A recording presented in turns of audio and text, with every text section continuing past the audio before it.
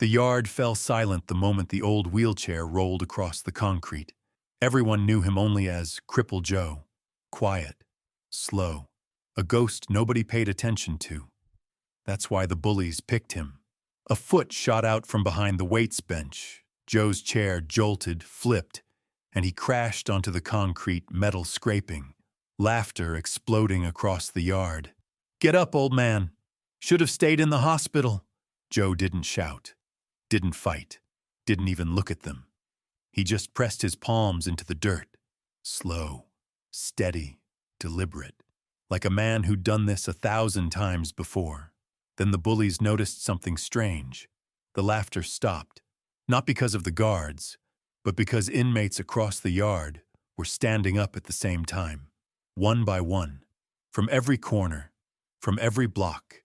Men with different sentences, different gangs, all turning toward the fallen old man in the dirt. And on each of their wrists, a faded symbol the staff always thought was meaningless. Until today, 99 inmates, all frozen, all waiting. Joe finally lifted his head, his voice calm, quiet, but sharp enough to cut the air. "Stand down." And instantly, all 99 obeyed.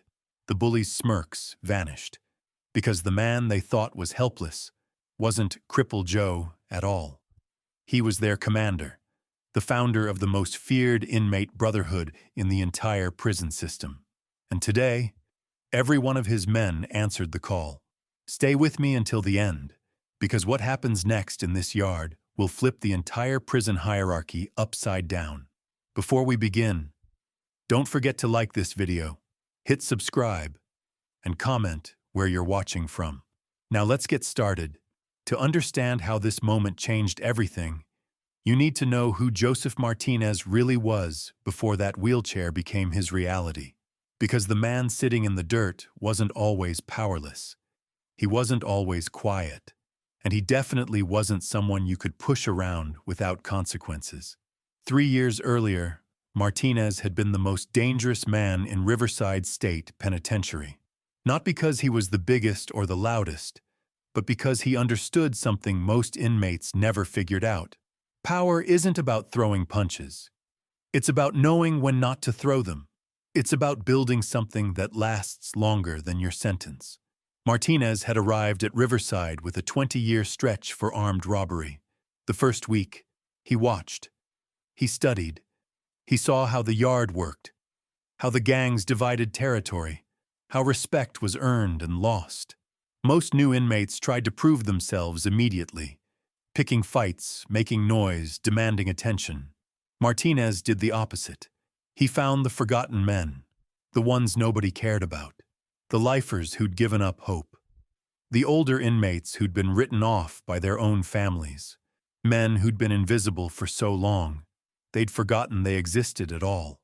And Martinez reminded them. He started small, sharing commissary with an old-timer who hadn't received money from outside in 5 years, protecting a weak kid from the wolves who saw easy prey, standing up for men who'd forgotten how to stand up for themselves. Word spread quietly through the cells. Martinez wasn't building a gang. He was building something different, something deeper. He called it the Brotherhood of the Forgotten, not because they were actually forgotten, but because they'd been overlooked, underestimated, dismissed as harmless, and that invisibility became their greatest weapon.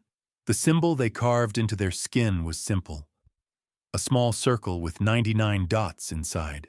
Most guards assumed it was just another prison tattoo, meaningless ink to pass the time. They were wrong. Each dot represented a member. Each member had sworn an oath that went beyond gang loyalty or prison politics. They protected the defenseless. They stood against cruelty. And they answered only to Martinez. Within 18 months, the Brotherhood had grown to exactly 99 members across multiple cell blocks. Martinez kept the number precise, never exceeding it, never falling below. Quality over quantity. Discipline over chaos. The most dangerous gangs in the prison had hundreds of members, but they were chaotic, unpredictable, constantly at war with each other. The Brotherhood was different. They moved like shadows.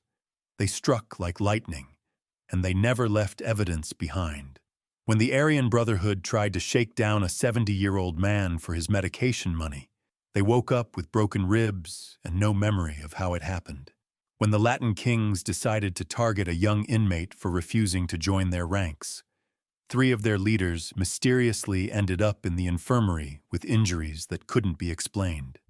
The guards knew something was happening, but they couldn't prove anything. Security cameras malfunctioned at convenient moments. Witnesses suddenly developed amnesia, and Martinez himself was always somewhere else, usually in the library or the chapel, reading quietly with an alibi that couldn't be questioned.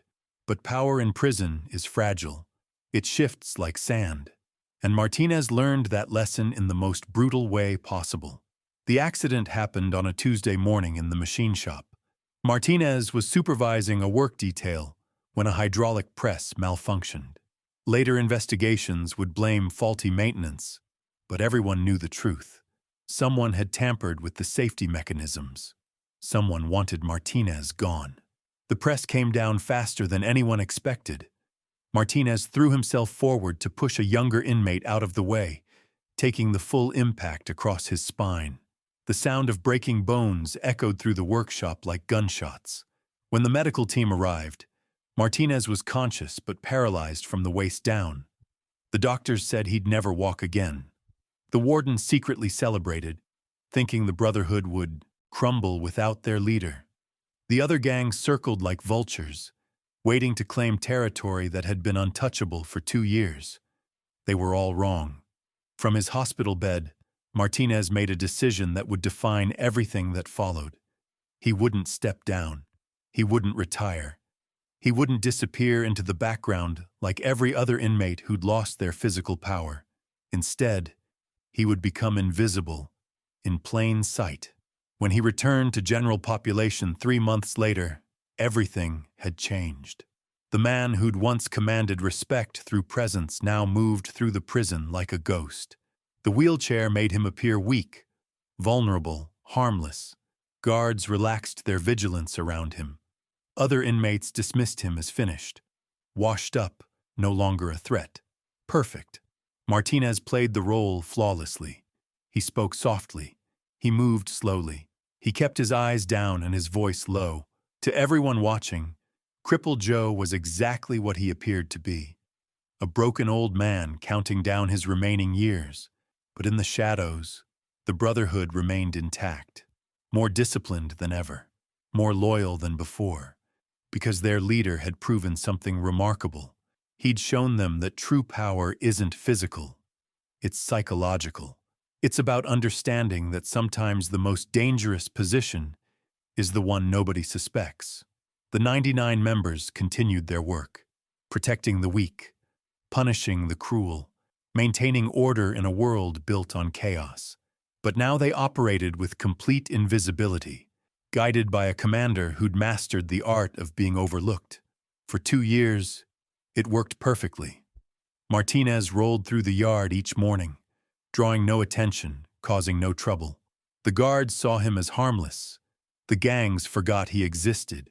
Even the newest inmates only knew him as that quiet old man in the wheelchair who kept to himself, which is exactly why Tony Vasquez and his crew thought they could get away with what they did that morning. Tony was new money in the prison economy. 25 years old, built like a linebacker, serving 8 years for aggravated assault. He'd been inside for 6 months and was still trying to establish his reputation.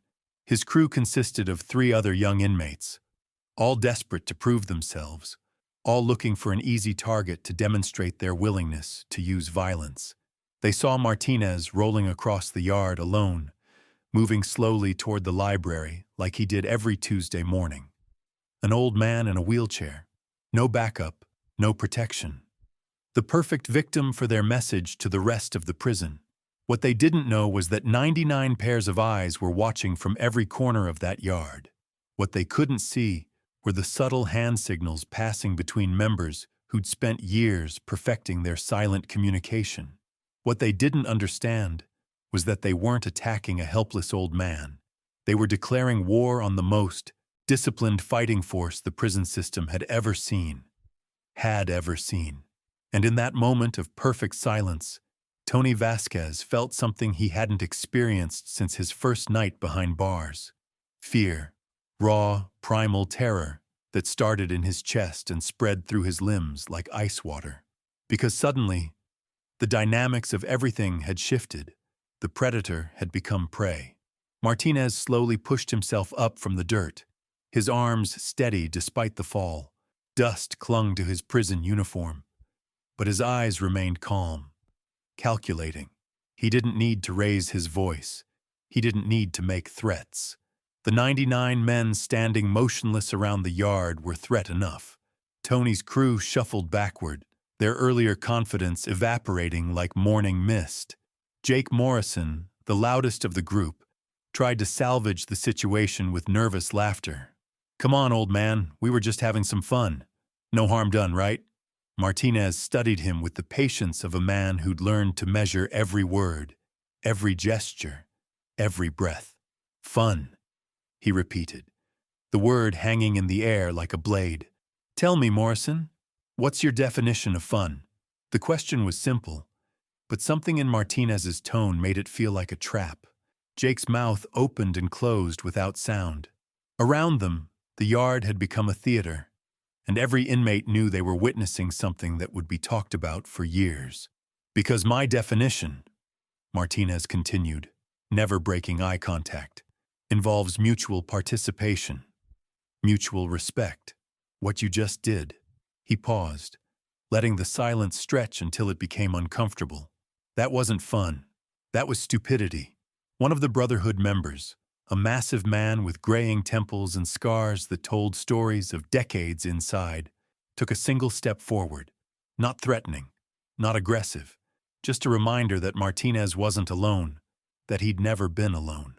Tony found his voice, though it came out higher than he intended. "Look, we didn't know. Nobody told us you were protected." Protected. Martinez rolled the word around like he was tasting something bitter. "Son, I don't need protection.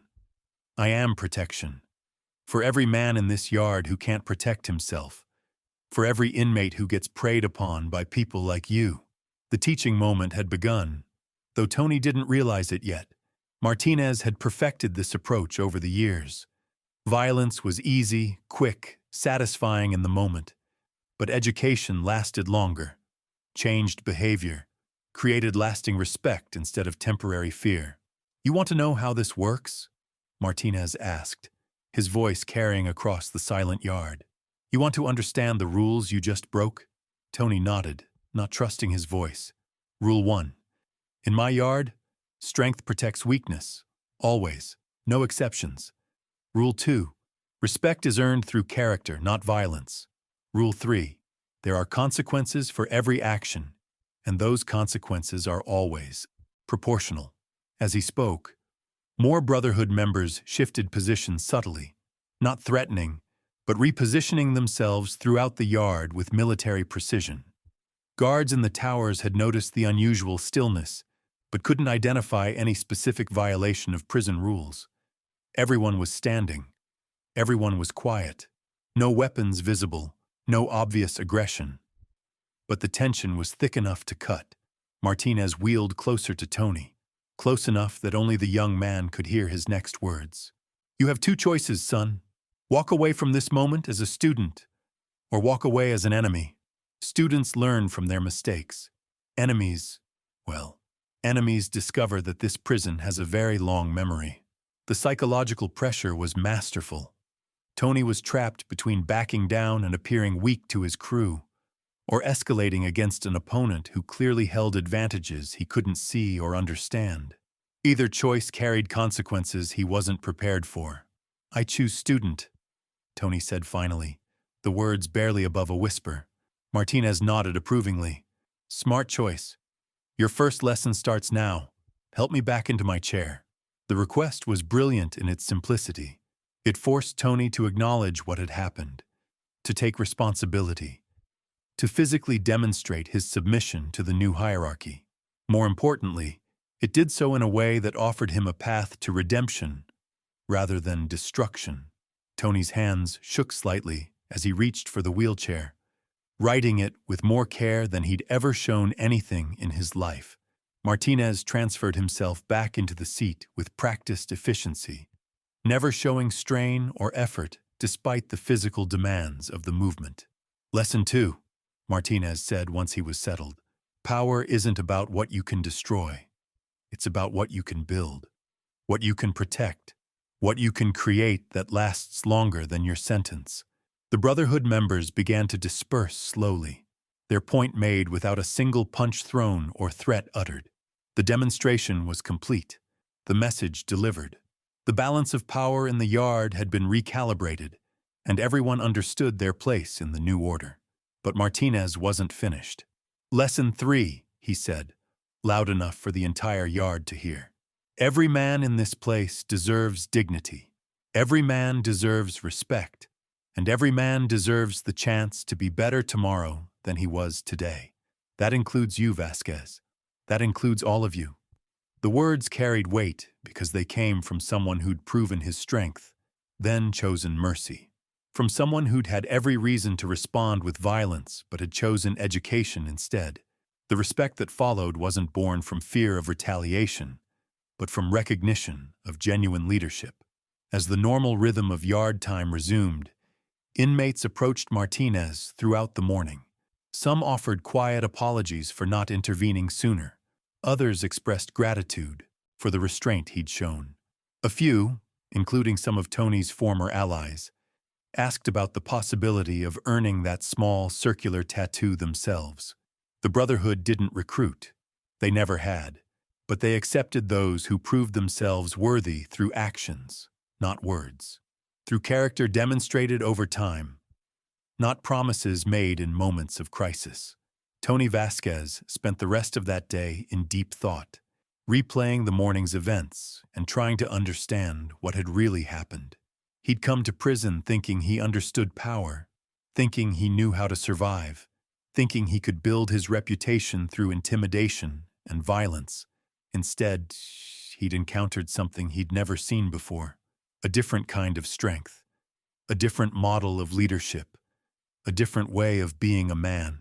That night, lying on his narrow bunk, Tony made a decision that would change the trajectory of his entire sentence. He wouldn't just avoid Martinez and his people. He would study them, learn from them, figure out how a man in a wheelchair could command more genuine respect than any gang leader he'd ever known. Because the lesson Tony had learned wasn't just about prison politics or yard dynamics. It was about the difference between taking power and earning it, between demanding respect and deserving it, between being feared and being followed.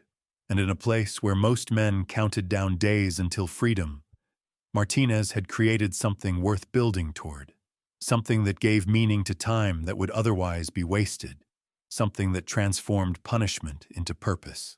The morning had started with what seemed like a simple act of bullying. It had ended with a masterclass in leadership that would reshape relationships throughout the entire prison. And at the center of it all sat a man who'd turned his greatest weakness into his most powerful strength. But the real test was still coming, because word of what had happened would spread beyond the yard, beyond the cell blocks, all the way to the administration offices where decisions were made about transfers, security classifications, and the delicate balance of power that kept the prison system functioning. And some of those decision-makers wouldn't be pleased to learn that their most dangerous inmate had never really been neutralized at all. He'd just gotten better at being dangerous in ways they couldn't see coming. The aftermath rippled through Riverside State Penitentiary like shockwaves from an earthquake. Within hours, every guard, every administrator, every inmate in every block knew exactly what had transpired in the yard that Tuesday morning. But knowledge and understanding are two very different things, and most people still couldn't grasp what they'd witnessed. Warden Patricia Hayes received the incident report at 3:15 that afternoon. She read it twice, then called for the security footage. For 23 minutes, she watched the silent drama unfold on her monitor, rewinding key moments, studying faces, trying to comprehend how her most controlled environment had revealed itself to be anything but controlled. Hayes had run Riverside for 8 years. She prided herself on maintaining order through intelligence rather than brutality. She knew every major player, every gang hierarchy, every potential flashpoint for violence, or so she thought, because sitting in her office, watching 99 inmates move with coordinated precision around a man she'd written off as harmless, she realized she'd been operating with incomplete information for over 2 years. The phone call she made next would change everything, not just for Martinez and his brotherhood, but for the entire state correctional system. Because Patricia Hayes wasn't just a warden. She was the daughter of a corrections officer who'd been murdered by inmates 20 years earlier. She'd dedicated her career to preventing the kind of organized inmate power that had killed her father, and now she'd discovered it had been growing right under her nose. Meanwhile, in cell block D, Tony Vasquez sat on his bunk staring at his hands. The same hands that had seemed so powerful when he'd pushed that wheelchair. The same hands that had trembled when Martinez spoke to him like a disappointed father rather than an enemy. His cellmate, Marcus Webb, had been watching him for hours without saying a word. Marcus was serving his 3rd stint at Riverside. 34 years old, covered in gang tattoos that told the story of a violent life that had started in juvenile detention and never really stopped. He'd seen power shifts before, witnessed the rise and fall of prison kings, but he'd never seen anything quite like what happened in that yard. "You know what you did out there, right?" Marcus finally asked, breaking the silence. Tony looked up, confusion written across his face. "I made a mistake. A big one." "Nah, man. You did something else." Marcus swung his legs over the side of his bunk, leaning forward with the intensity of someone sharing vital intelligence. "You gave that old man exactly what he needed." The words didn't make sense to Tony. How could humiliating himself in front of the entire yard help Martinez in any way? Marcus continued, his voice dropping to a whisper that wouldn't carry beyond their cell. "See, Martinez has been playing the long game for 2 years, staying invisible, letting everyone think he was finished. But eventually, someone was going to test him. Had to happen. And when it did, he needed it to be someone stupid enough to make it obvious, but smart enough to walk away educated. The realization hit Tony like a physical blow. He hadn't just stumbled into that confrontation. He'd been selected for it, chosen because Martinez needed to send a message, and Tony fit the profile perfectly. Young enough to be taught, aggressive enough to pose a credible threat, visible enough that his submission would be noticed by everyone. Who mattered? "I was played," Tony whispered. "You were recruited," Marcus corrected. "Question is, what you gonna do about it?" 3 floors above them, in the administrative wing, Warden Hayes was having a very different conversation. Assistant Warden Robert Chen sat across from her desk, both of them studying personnel files that painted a disturbing picture of systematic blindness. "How many of these men have disciplinary records?" Hayes asked, referring to the list of suspected Brotherhood members they'd compiled from the security footage. "Surprisingly few," Chen replied, flipping through pages of documentation. "Most of them are model inmates. Work assignments completed on time. No violent incidents. Minimal infractions. If you didn't know what to look for, you'd think they were the best-behaved population we have. That was exactly what made them so dangerous. Traditional prison gangs operated through visible intimidation. They marked their territory with violence, claimed credit for their actions, demanded recognition for their power. The Brotherhood had done the opposite. They'd created influence through invisibility, control through subtlety, fear through unpredictability. Hayes pulled up Martinez's file on her computer screen. The medical reports from his accident were extensive, detailing the severity of his spinal injury and the permanent nature of his disability. But reading between the lines, she noticed something the doctors had missed. The accident had happened during a work detail that Martinez had specifically volunteered for, taking the place of a younger inmate who'd been originally assigned to the dangerous machinery. "He saved someone," she said aloud. Ma'am? The accident that paralyzed him. He wasn't the intended victim. He saw something happening and threw himself into danger to protect someone else. Hayes leaned back in her chair, pieces of a larger puzzle beginning to form in her mind. That's when it started. That's when he became their leader. Not through violence or intimidation, but through sacrifice. Chen nodded slowly. Makes sense. Prison gangs usually form around protection rackets or territory disputes. But if Martinez built his organization around protecting people who couldn't protect themselves, then every act of kindness strengthens his position. Every moment of mercy increases their loyalty. Every time he chooses education over retaliation, he proves that his way is better than the alternatives. Hayes closed the file, her expression grim. Robert, we're not dealing with a gang. We're dealing with a movement. The distinction was crucial. Gangs could be broken through transfers, isolation, or targeted prosecution. They relied on hierarchy and fear, both of which could be disrupted through administrative action. But movements were different. They were built on shared beliefs, common values, mutual respect. They survived leadership changes, withstood external pressure, and grew, stronger under persecution. What's our next move? Chen asked. Hayes stared out her window at the yard, where inmates were finishing their evening recreation time. In a few hours, the lights would dim and the prison would settle into its nighttime rhythm. But she knew that conversations would continue in whispered voices throughout the cell blocks. Alliances would be discussed, plans would be made, and somewhere in the darkness, Martinez would be orchestrating responses to challenges she couldn't even anticipate. We watch, she said finally. We learn, and we figure out whether Joseph Martinez is the most dangerous man in this prison or the most valuable, because that was the question that kept her awake at night. In a system designed to punish and contain, Martinez had created something that resembled rehabilitation. In an environment that bred violence and despair, he'd fostered protection and hope. His methods were unauthorized, his organization was illegal, and his influence was undeniable. But was he making Riverside safer or more dangerous? The answer would come sooner than she expected.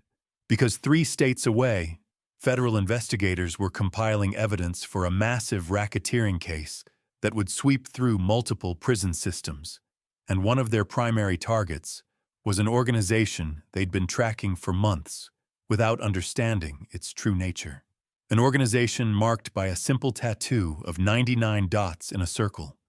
An organization they'd identified as the most sophisticated criminal enterprise operating inside American prisons. An organization they intended to destroy completely, starting with its founder. The federal task force had been monitoring communications, tracking financial transactions, and building cases against what they believed was a traditional prison gang, with operations extending far beyond any single facility. They documented acts of violence that seemed random but followed patterns suggesting coordination.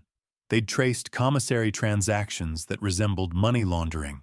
They'd recorded conversations that sounded like coded instructions for criminal activity. What they hadn't understood was context. The violence they'd documented was always defensive, always protecting vulnerable inmates from predators. The financial transactions were mutual aid, sharing resources with men whose families had abandoned them. The coded conversations were coordinating acts of kindness that violated prison regulations but served human dignity. The federal investigators saw crime where Martinez had created community.